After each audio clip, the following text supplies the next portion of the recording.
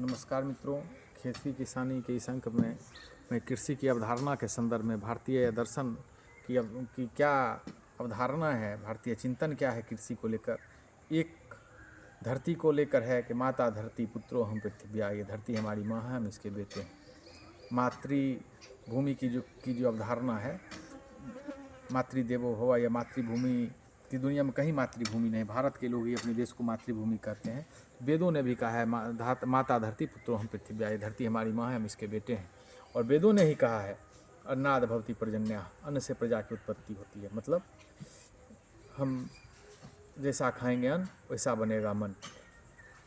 पर ऋषि लोग यज्ञ गौपालन करते थे, गौ से के घृत से हवन करते थे, उससे शुद्ध वातावरण वायु बनता था, वायुमंडल बनता था, शुद्ध वर्षा होती थी, अच्छी बारिश से अच्छा अन्न होता था, और अच्छा अन्न खाने से अच्छा लोगों का मन बनता था। तो कृषि पूर्णतया वैदिक व्यवस्था का मूलभूत आधार है। गौपालन अपने संस्कृति का मूल आधार है। और पूरी सृष्टि देवमय गाय गौ को क्यों कहा जाता है?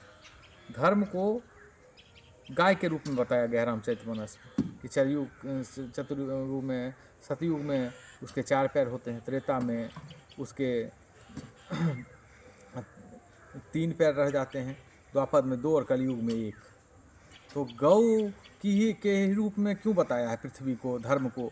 क्योंकि गौ ही संस्कृति का आधार है, गौ से ही यज्ञ है, गौ से ही जैविक खेती है, गौ से ही शुद्ध दूध है, और A2 मिल्क जिसको हम कहते हैं, जो वास्तव में मनुष्य के खाने लायक है, वो सब देसी गौ पे ही है। इसलिए गौ की इतनी महिमा है, इसलिए गौ को ग्रास, गौ को प्रणाम, गौ की परिक्रमा, गौ पूजन, गौ पालन करना चाहिए।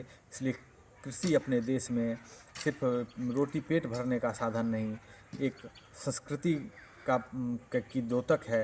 इसलिए हम सभी अब नए, खासकर हमारे जैसे लोग हैं जो कृषि से जुड़े हुए हैं या जुड़ना चाहते हैं, उनसे मैं आग्रह करता हूं कि आप संकोच न करें, खेती के काम में लगिए। धरती माँ कभी भूखी नहीं रहने देगी। आप लोग हमसे जुड़े, आगे की बात आगे करेंगे। आप सभी का बहुत बहुत धन्यवाद।